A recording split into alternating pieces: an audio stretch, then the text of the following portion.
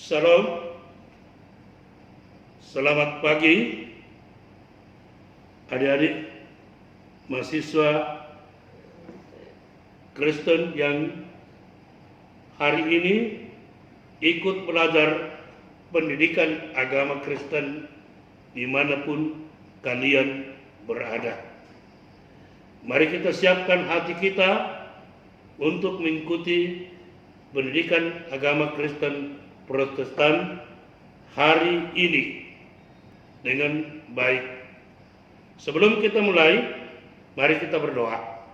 Tuhan Yesus, pada pagi ini kami datang kepadamu menyerahkan seluruh mahasiswa yang akan belajar pendidikan agama Kristen Protestan supaya diberi hikmat dan kuasa, kemampuan untuk menangkap firman Tuhan dan dapat menjadi pelaku-pelaku firman.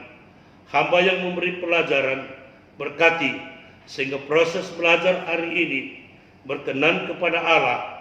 Kami semua diberkati dan semua merasakan berkat kasih karunia Allah dari permulaan, pertengahan hingga selesainya. Kami berdoa dalam nama Yesus Kristus. Amin. Adik-adik sekalian, topik pembelajaran kita hari ini ialah mengenal penguasa tunggal, pencipta segala sesuatu. Mahasiswa belajar agama Kristen Protestan harus mengenal penguasa tunggal, pencipta langit, bumi, lautan, dan sorga, dan segala sesuatu, baik yang di surga maupun yang di bumi. Alkitab katakan, 1. Dalam Kejadian pasal 1 ayat 1, pada mulanya penguasa menciptakan langit dan bumi. Kedua, Yesaya 48 ayat 1 dan 2 katakan, tangankulah yang meletakkan dasar bumi dan tangan kanankulah yang membentangkan langit. Ketika aku menyebut namanya, semuanya bermunculan. Wahyu 10 ayat 6, dia yang hidup sampai selama-lamanya, yang menciptakan langit dan segala isinya, bumi dan segala isinya, laut dan segala isinya. Matius 25 ayat 34, penguasa yang telah menyediakan kerajaan sejak dunia dijadikan, yaitu kerajaan sorga. Matius 25 ayat 41, penguasa yang telah menyediakan api kekal untuk iblis, para malaikatnya, dan semua orang terkutuk. Api kekal artinya neraka, tempat hukuman iblis, para malaikat iblis, dan orang-orang terkutuk. Yang dimaksud orang-orang terkutuk adalah orang-orang yang tidak bertobat, yang tidak menerima Yesus sebagai Tuhan dan Juru Selamatnya, dan orang-orang yang berobat kepada dukun. Para malaikat iblis adalah dukun-dukun yang melayani manusia dengan kuasa iblis. Yohanes 1 ayat 3 katakan, segala sesuatu diciptakan oleh Dia, dan tanpa Dia tidak ada sesuatu pun yang terjadi. Dari segala sesuatu yang telah dijadikan, Kolose 1 ayat 16 juga mengatakan, karena di dalam Dia telah diciptakan segala sesuatu yang ada di sorga, yang ada di bumi, yang kelihatan dan yang tidak kelihatan, baik singgasana maupun kerajaan, baik pemerintah maupun penguasa. Segala sesuatu diciptakan oleh Dia dan untuk Dia. Dari ayat-ayat ini kita mengetahui bahwa segala sesuatu ada yang berkuasa menciptakannya, sehingga ada sebagaimana adanya. Ada yang menciptakan langit, bumi, lautan, neraka, sorga, dan segala sesuatu yang ada, baik yang di surga maupun yang di bumi, baik yang kelihatan maupun yang tidak kelihatan. Yang menciptakan segala sesuatu adalah penguasa yang disebut penguasa tunggal atas semua ciptaannya. Kita harus mengenal nama penguasa tunggal, pencipta segala sesuatu yang kita sembah sebagai pencipta kita. Siapa namanya? Penguasa tunggal, pencipta segala sesuatu, tidak dapat dikenal dengan sempurna dengan pertemuan langsung, karena dia adalah transenden, bertahta dalam kekuasaan yang maha tinggi, bertahta dalam kemuliaan dan terang yang tidak dapat dihampiri manusia.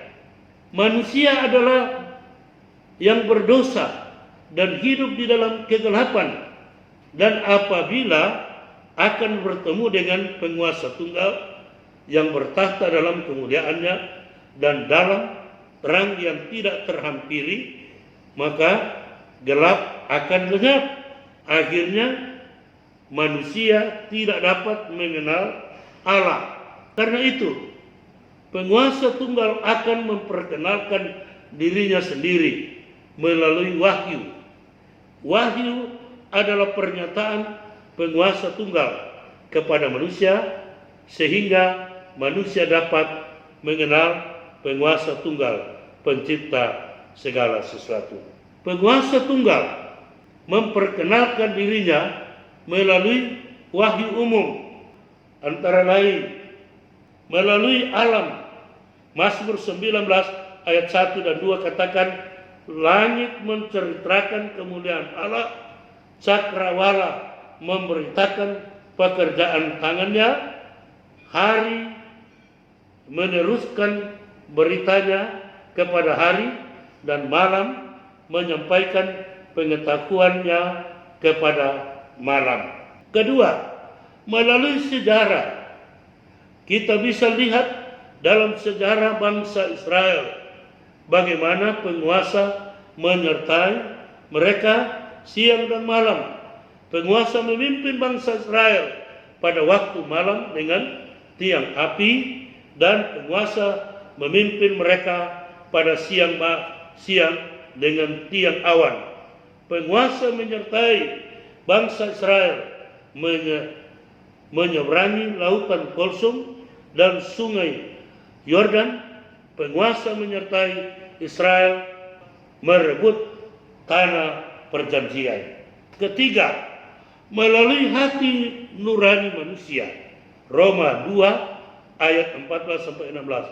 Hati nurani manusia memberitahukan kepada dirinya sendiri tentang apa yang benar dan apa yang salah, sebagai bukti bahwa manusia dapat memahami penguasa tunggal di dalam dirinya. Dari wahyu umum, Allah dikenal melalui alam, melalui sejarah, melalui hati nurani, tetapi belum mengenal nama penguasa tunggal.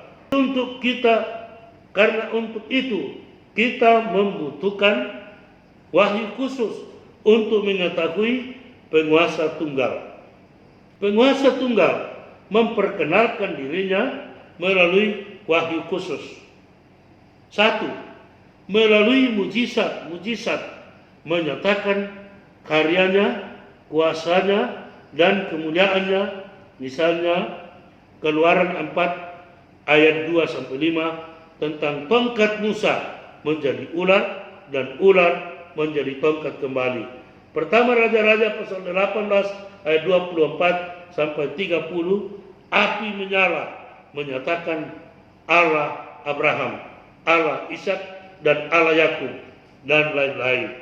Melalui nubuat-nubuat kelahiran Yesus Kristus, Yesaya 9 ayat 5 dan 6, pasal 7 ayat 12, dan kematian dalam Yesaya 53, pengkhianatan Mazmur 41 ayat 10, kebangkitannya Mazmur 16 ayat 8 sampai 11, dan lain-lain. Melalui Alkitab Perjanjian Lama dan Perjanjian Baru, penguasa tunggal memperkenalkan namanya dalam Perjanjian Lama. 1. Kepada Musa, penguasa tunggal ucapkan, "Aku adalah aku." Keluaran 3 ayat 14. Artinya tidak ada penguasa yang lain, hanya aku adalah penguasa tunggal. Dalam Yesaya 42 ayat 8, ia memperkenalkan namanya, "Aku ini Tuhan, itulah namaku." Tuhan artinya penguasa tunggal, tidak ada penguasa yang sama dengan dia. Penguasa di surga, di langit, di bumi, di dalam bumi, dalam lautan, dan dalam neraka. Ketiga, dalam Yesaya 44 ayat 6, memperkenalkan namanya dengan mengatakan, "Akulah yang terdahulu dan akulah yang terkemudian. Tidak ada Allah selain daripadaku."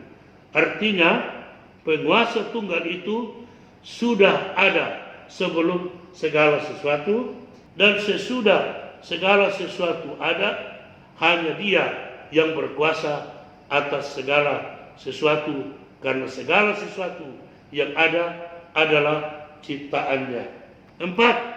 Dalam Yesaya 48 ayat 12 dan 13, penguasa tunggal menciptakan segala sesuatu, katakan, "Akulah terdahulu, aku jugalah yang terkemudian. Tanganku juga meletakkan dasar bumi, dan tangan kananku membentangkan langit. Ketika aku menyebut namanya, semua bermunculan." Penguasa tunggal memperkenalkan namanya sendiri di dalam Perjanjian Lama, bahwa namaku adalah aku adalah aku. Aku ini Tuhan, itulah namaku. Dan yang ketiga, akulah yang terdahulu dan akulah yang terkemudian. Keempat, akulah yang terdahulu dan yang terkemudian, pencipta langit dan bumi. Dari kebenaran ini kita dapat katakan bahwa nama penguasa tunggal dalam Perjanjian Lama disebut yang terdahulu, yang terkemudian, atau Alfa dan Omega, atau yang awal dan yang akhir. Yang awal dan yang akhir artinya yang sudah ada sebelum segala sesuatu ada, dan dia yang menciptakan segala sesuatu sehingga segala sesuatu ada. Dia yang menciptakan langit, bumi, lautan, sorga, neraka, dan segala sesuatu yang ada di sorga dan di bumi, baik yang kelihatan maupun yang tidak kelihatan, yang awal dan yang akhir, yang menciptakan dan sesudah yang awal dan yang akhir menciptakan segala sesuatu, ia tetap berkuasa tunggal atas semua ciptaannya. Tidak ada penguasa yang sama dengan dia. Penguasa tunggal memperkenalkan namanya dalam Alkitab Perjanjian Baru. Perhatikan perkataan Yesus Kristus dalam Matius 28 ayat 18. Yesus Kristus katakan, "Kepadaku telah diberikan segala kuasa di sorga dan di bumi." Itu berarti Yesus Kristus memperkenalkan dirinya sebagai Tuhan. Dalam Yesaya 42 ayat 8, bahwa namaku adalah Tuhan, penguasa tunggal di surga dan penguasa tunggal di bumi. Segala kuasa di surga telah diberikan kepadanya, dan segala kuasa di bumi telah diberikan kepadanya. Itu berarti Yesus Kristus adalah Tuhan, penguasa tunggal di surga, di neraka, di langit, di bumi, dan di lautan. Demikian juga pertama Yohanes pasal 5 ayat 20 mengatakan, akan tetapi kita tahu bahwa anak Allah telah datang dan telah mengaruniakan pengertian yang benar, dan kita ada di dalam yang benar, di dalam anaknya Yesus Kristus. Dia adalah Allah yang benar. Dari ayat ini memberitahukan bahwa anak Allah telah datang mengaruniakan pengertian kepada kita bahwa kita ada di dalam yang benar, di dalam anaknya yaitu Yesus Kristus. Yesus Kristus adalah Allah yang benar dan hidup yang kekal. Yesus Kristus adalah Allah yang benar dan hidup yang kekal. Berarti Yesus Kristus adalah satu-satunya Allah yang benar, Allah yang esa, yang awal dan yang akhir, penguasa tunggal, pencipta langit, bumi, lautan, dan sorga, dan segala sesuatu. Jadi penguasa tunggal adalah Yesus Kristus, dan kita memperhatikan kebenaran di dalam Wahyu 1 ayat 17 dan 18, di mana Yesus Kristus memperkenalkan dirinya dan berkata, jangan takut, aku adalah yang awal dan yang akhir. Itu berarti perjanjian lama dan perjanjian baru sama-sama memberitahukan nama Allah atau nama penguasa pencipta langit dan bumi adalah dengan nama yang awal dan yang akhir, dan yang memperkenalkan dirinya sebagai yang awal dan yang akhir dalam perjanjian baru adalah Yesus Kristus. Itu berarti bahwa Yesus Kristus adalah Allah yang benar, Allah satu-satunya Allah yang benar. Itulah nama yang patut kita kagumi sebagai nama penguasa tunggal, pencipta langit dan bumi, disebut yang awal dan yang akhir, disebut Yesus Kristus Tuhan kita, juru selamat kita. Di Indonesia memang ada banyak Allah, tetapi tidak semua Allah itu adalah Allah kita. Allah kita adalah Allah yang telah menjadi manusia, yang disebut Yesus Kristus, dan telah mati dan bangkit kembali menjadi Tuhan dan juru selamat kita. Allah yang ada di Indonesia yang tidak ada hubungannya dengan Yesus, itu bukan Allah kita. Allah kita adalah Allah yang telah menjadi manusia, yang disebut Yesus Kristus, yang telah mati dan bangkit kembali menjadi Tuhan dan juru selamat kita. Allah yang tidak ada hubungannya dengan Yesus, itu bukan Allah kita. Itu adalah Allah, itu adalah ilah zaman ini. Jangan dipercaya beda Allah kita dengan Allah-Allah yang ada. Karena itu kita memiliki Allah yang hebat, yang telah menyatakan dirinya sebagai Yesus Kristus. Dia adalah Allah satu-satunya, Allah yang benar, Allah yang bereksistensi dalam 3 nama pribadi yang disebut 3 oknum, yaitu Allah Bapa, Anak Allah, dan Allah Roh Kudus. Ketiga nama pribadi Allah ini disebut Allah Tritunggal. Pertanyaannya, mengapa Allah satu-satunya Allah yang benar disebut Allah Bapa? Mengapa Allah satu-satunya Allah yang benar disebut Allah anak atau anak Allah atau Yesus Kristus, dan mengapa Allah satu-satunya Allah yang benar disebut Allah Roh Kudus, dan mengapa Allah satu-satunya Allah yang benar disebut Allah Tritunggal.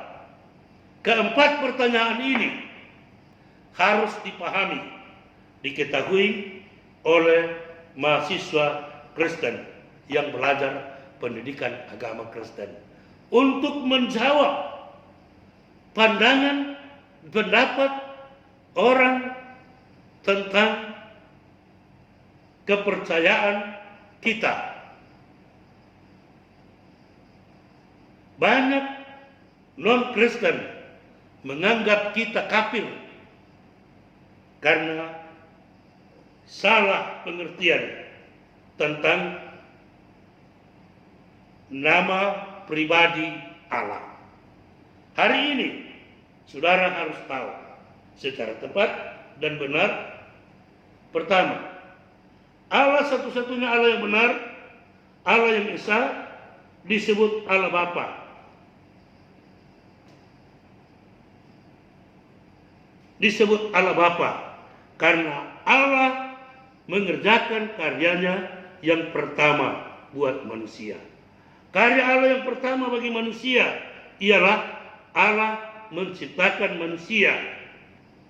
Kejadian pasal 1 ayat 26 sampai 28, Kejadian 2 ayat 7, dan Yesaya 64 ayat 8. Ayat 8.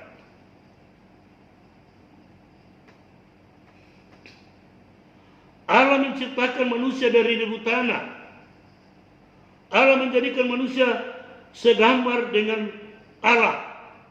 Allah menjadikan manusia serupa dengan Allah. Allah menjadikan manusia menjadi makhluk yang hidup. Allah menjadikan manusia dari debu tanah supaya manusia lebih rendah dari penciptanya, dan manusia penuh hormat terhadap Allah penciptanya. Manusia menyembah kepada Allah penciptanya. Allah menjadikan manusia segambar dengan Allah dalam arti Allah adalah kudus, suci, menciptakan manusia dengan peragai yang suci sehingga manusia hidup suci, kudus, benar, dan memiliki kasih Allah.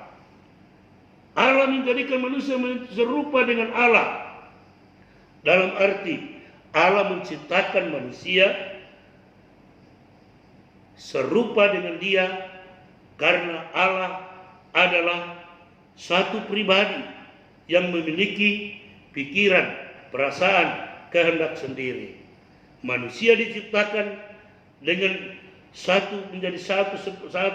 menjadi satu pribadi sama dengan Allah penciptanya, sehingga manusia memiliki pikiran, perasaan, kehendak, dan kehendak sebagai suatu pribadi. Allah menjadikan manusia menjadi makhluk yang hidup dengan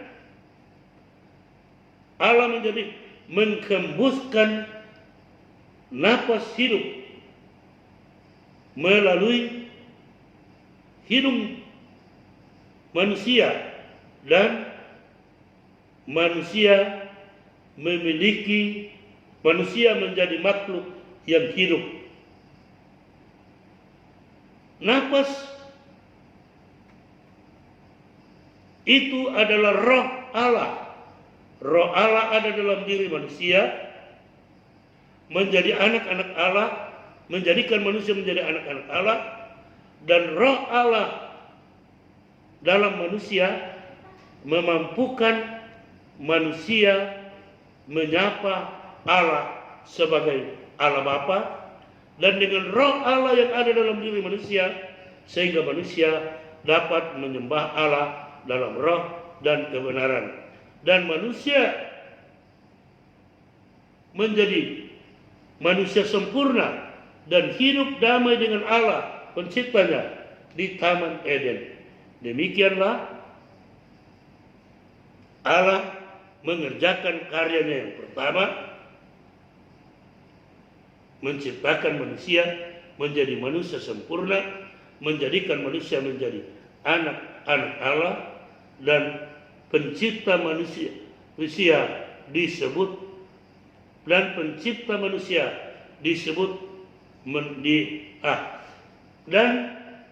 Allah pencipta manusia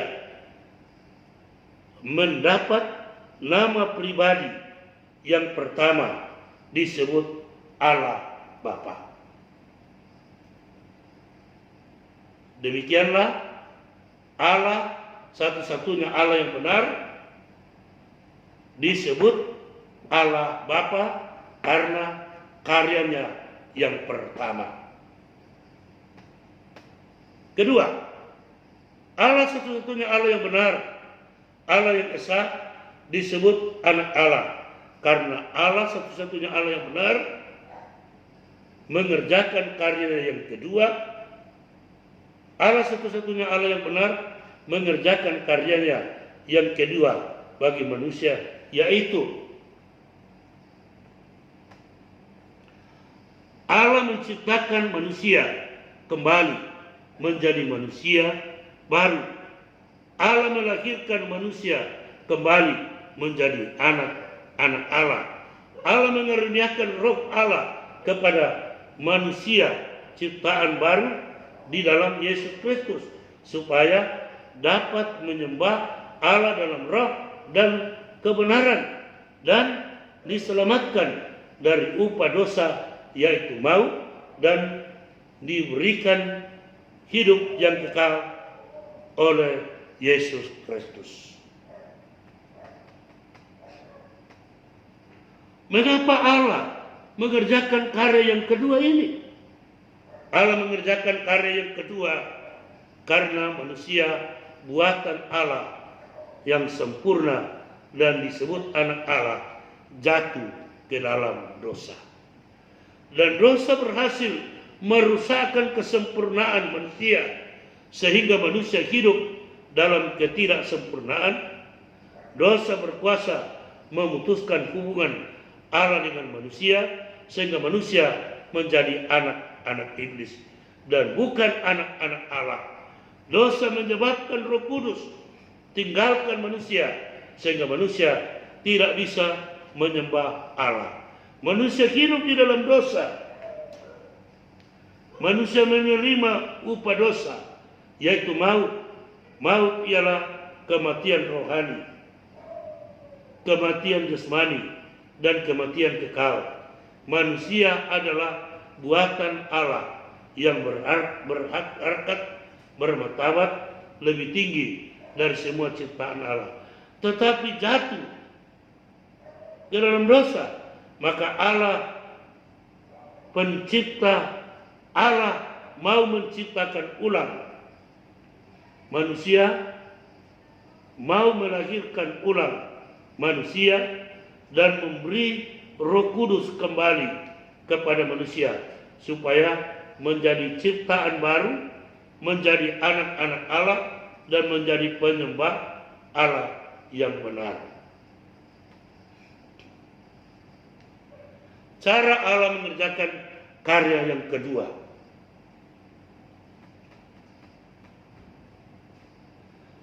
Satu, Allah satu-satunya Allah yang benar disebut Allah Roh Kudus atau disebut Firman. Ia turun ke dalam dunia, ia turun ke dunia dan Firman itu menjadi manusia yang disebut anak Allah yang maha tinggi. Yohanes 1 ayat 14. Allah Roh Kudus mengosongkan dirinya dalam diri Maria, mengambil rupa seorang hamba dan menjadi sama dengan manusia. Artinya Allah Roh Kudus menjadi daging dan dikandung sama seperti manusia dan dilahirkan ke dunia disebut anak Allah. Filipi 2 ayat 6, 7 Lukas 1 ayat 35.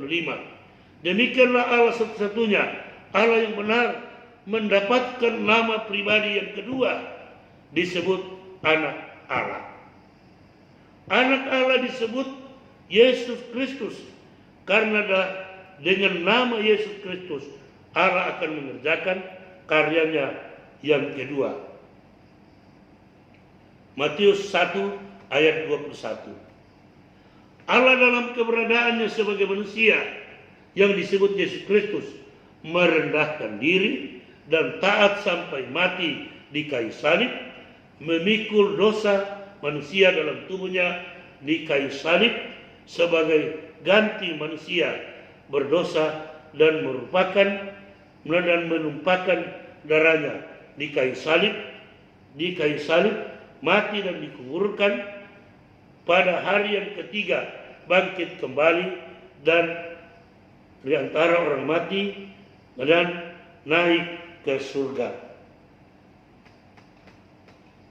Keempat, Yesus Kristus naik ke surga membawa darahnya sendiri sebagai persembahan yang tak bercacat dan tak bernoda.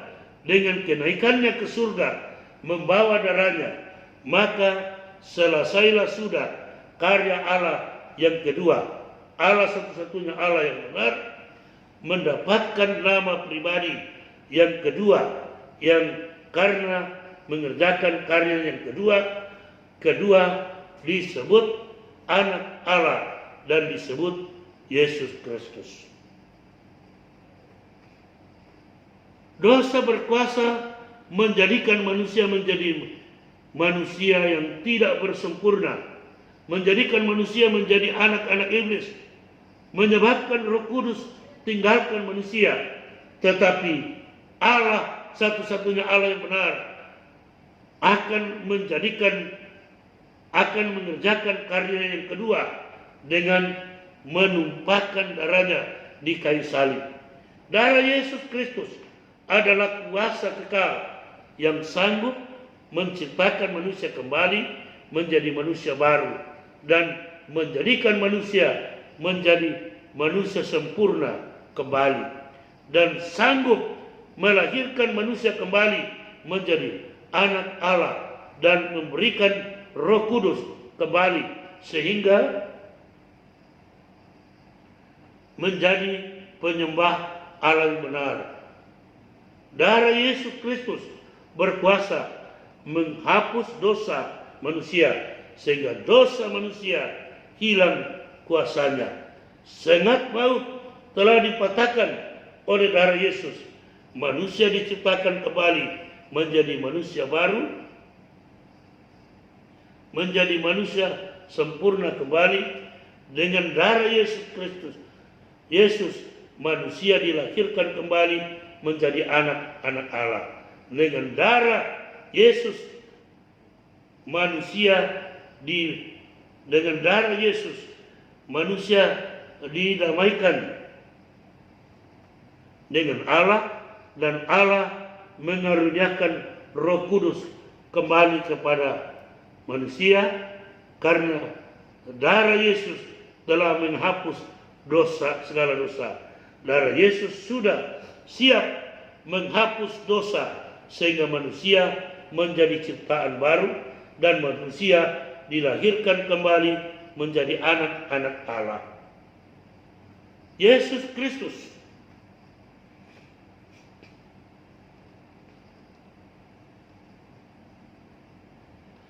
Kristus naik ke surga membawa darahnya sebagai persembahan yang kudus, yang tak bercacat dan bernoda, disiapkan untuk menyucikan hati nurani manusia yang bertobat dari perbuatan yang sia-sia sehingga dapat menyembah Allah dalam roh dan kebenaran. Ketiga, Allah satu-satunya Allah yang benar, Allah yang esa, disebut Allah Roh Kudus. Karena Allah satu-satunya Allah yang benar mengerjakan karya yang ketiga. Allah telah mengerjakan karya yang kedua dan disebut anak Allah. Allah mengerjakan karyanya yang ketiga dan Allah disebut Allah satu-satunya Allah yang benar, mendapat nama pribadi yang ketiga disebut Allah Roh Kudus. Allah diam di dalam diri manusia, ciptaan baru manusia yang telah dilahirkan kembali menjadi anak Allah. Allah disebut Allah Roh Kudus. Allah Roh Kudus ada di dalam diri manusia baru untuk mengerjakan karya Allah yang ketiga. Karya Allah yang ketiga adalah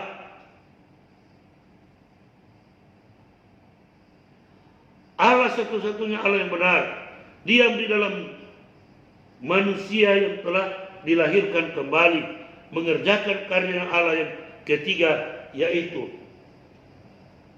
memelihara, melindungi, menyertai, memimpin, menghibur, dan menolong anak-anak Allah supaya tidak binasa, melainkan semua selamat dan mencapai tujuan iman, yaitu keselamatan jiwa di dalam roh, di dalam surga. Yohanes 17 ayat 9 sampai 15, Yohanes 14 ayat 16 sampai 18, ayat 26, pasal 16 ayat 13, pertama Petrus pasal 1 ayat 9, dan pertama Tesalonika pasal 5 ayat 9 dan ayat 23. Itu ayat-ayat yang berbicara tentang karya Allah yang ketiga. Allah satu-satunya Allah yang benar mulai diam di dalam diri anak-anak Allah pada hari Pentakosta. 10 hari sesudah Yesus naik ke surga. Kisah Rasul 2 ayat 1 sampai 10. Dan pada waktu manusia bertobat menerima Yesus sebagai Tuhan dan Juru Selamatnya, pada saat manusia telah menjadi anak-anak Allah. Yohanes 1 ayat 12, Efesus 1 ayat 13, 14, 16, Roh Allah akan tinggal diam. Roh Allah akan tinggal. Roh Allah akan tinggalkan manusia pada saat manusia kehilangan. Roh Allah akan tinggalkan manusia pada waktu manusia jatuh ke dalam dosa, seperti pada peristiwa Adam dan Hawa. Manusia kehilangan Roh Kudus sehingga tidak bisa menyembah Allah. Demikianlah Allah satu-satunya Allah yang benar mendapat nama pribadi yang ketiga disebut Allah Roh Kudus. Keempat, Allah satu-satunya Allah yang benar, Allah yang esa, disebut Allah Tritunggal, karena Allah memiliki 3 nama pribadi yang disebut 3 oknum, yaitu Allah Bapa, Anak Allah, dan Allah Roh Kudus. Karena Allah telah berkarya 3 kali membuat manusia, dan karya pertama Allah disebut Allah Bapa, dan karya kedua Allah disebut Anak Allah, dan karya yang ketiga Allah disebut Allah Roh Kudus. Dengan 3 nama pribadi Allah ini disebut 3 oknum atau Allah Tritunggal. Disebut Allah Tritunggal.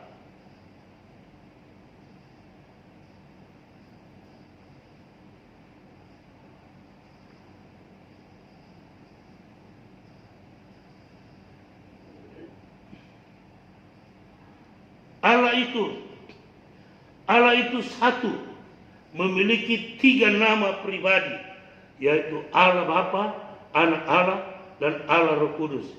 Ketiga nama pribadi Allah, satu-satunya Allah yang benar adalah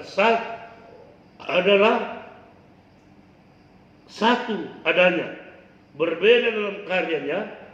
Non-Kristen salah karena mengatakan bahwa Allah Tritunggal itu adalah 3. Allah yang ada 3 Allah yang benar, bahwa Allah Tritunggal itu hanya satu Allah saja, hanya satu Allah saja, tetapi mempunyai 3 nama pribadi yang disebut 3 oknum, yaitu Allah Bapa, Anak Allah, dan Allah Roh Kudus.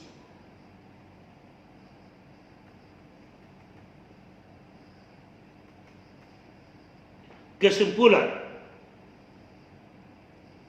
inilah hidup yang kekal itu, yaitu bahwa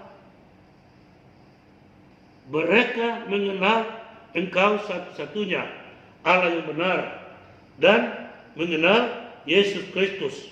Artinya, seseorang akan memiliki hidup yang kekal di dalam surga apabila mereka mengenal penguasa tunggal, pencipta segala sesuatu, yang awal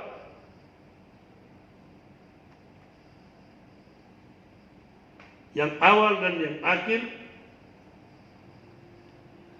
yang disebut Yesus Kristus. Mengenal Yesus Kristus adalah Allah yang benar. Yesus Kristus adalah satu-satunya Allah yang benar, Allah yang benar bereksistensi dalam 3 nama pribadi yang disebut 3 oknum, yang disebut Allah Tritunggal. Allah disebut Allah Tritunggal karena Allah itu hanya satu, tetapi memiliki nama pribadi. Allah memiliki 3 nama pribadi karena Allah disebut Allah Bapa, karena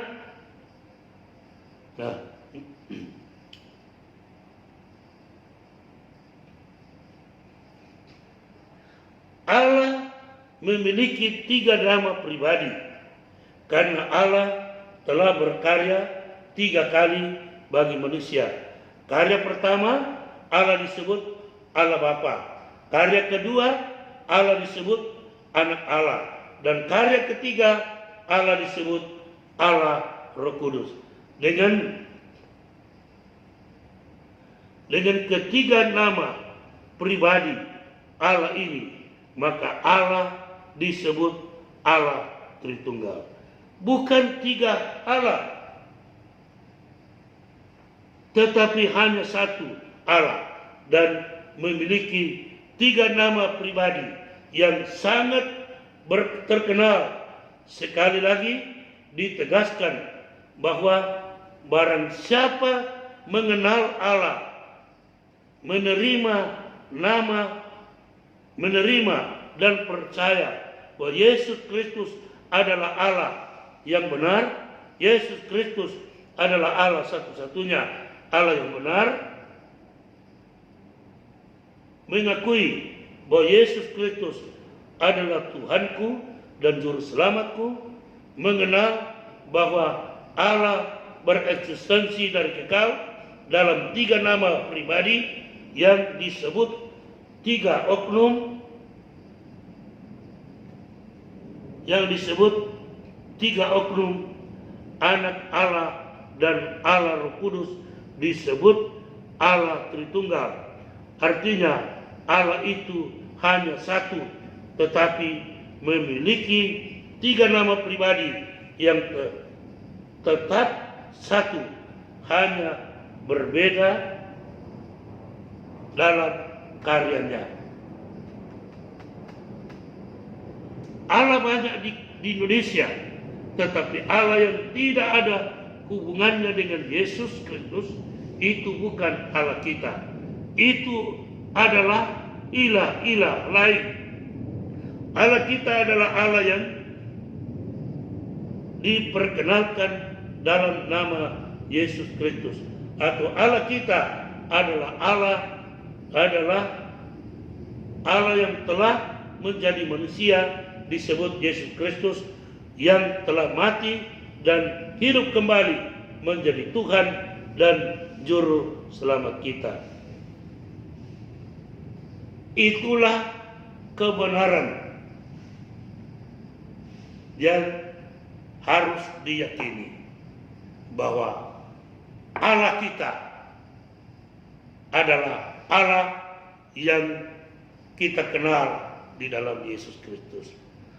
Allah yang tidak ada hubungannya dengan Yesus Kristus itu bukan Allah kita. Karena itu peganglah prinsip yang benar. Kita sekarang telah mengenal Allah kita. Puji Tuhan. Semua mahasiswa saya harap mengerti bahwa Allah pencipta, penguasa pencipta langit, bumi, lautan, dan segala isinya adalah Yesus Kristus. Dialah yang awal dan yang akhir. Dialah Allah, satu-satunya Allah yang benar. Yesus Kristus namanya. Amin. Kita berdoa. Tuhan Yesus, terima kasih.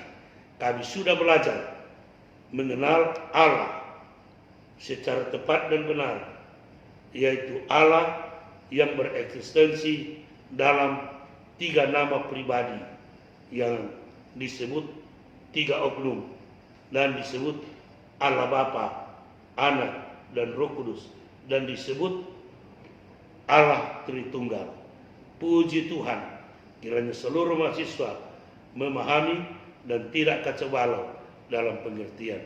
Tuhan Yesus memberkati kami semua. Haleluya. Amin.